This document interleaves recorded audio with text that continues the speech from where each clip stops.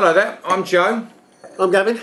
Today guys we're going down into a bit of the unknown maybe for some of you in the southeast of France to a little appellation called Minervois, which is famous for producing real wines of exceptional terroir, should we say. We're going to be technical. So wines that really taste like where they're from. Difference with this wine is the guy that actually makes the wine's an English guy called David Cowderoy.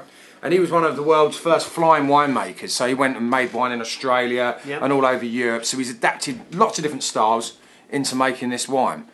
So for me, it could almost smell like a big Aussie Shiraz. So those of you who like your big Aussie Shirazes, definitely one worth a go if you want something a bit different. But then you really get the expression of the land on the palate.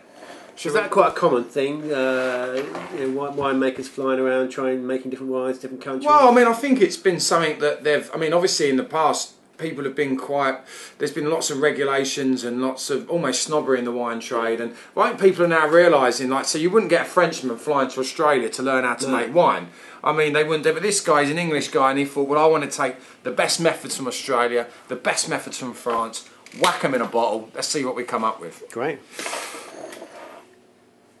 So really intense dark and red fruits on the nose there. You know, and you get that lovely vanilla from the oak. Well, that's the first thing that strikes you, isn't it? It's that vanilla.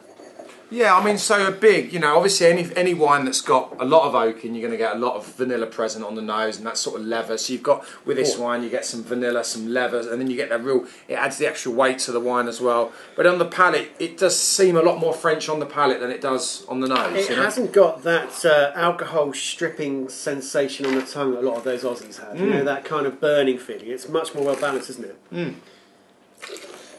I mean, that's the key. Key with good wine is that balance between fruit, acidity and alcohol. They each rein each other in, keep it in check. If you've got a balance between the three, you've got a good wine. Well then, Joe, remind me the grape varieties in this wine. It's predominantly Syrah, which is obviously why we likened it to an Aussie Shiraz earlier, because they're the same grape variety.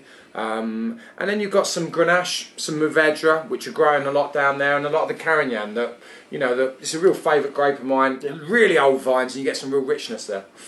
So for those of you that like your New World big Shirazes, but you want to try something a bit different with a bit more depth of flavour, I think this is the wine for you. So give it a go. Cheers, Gav. Cheers.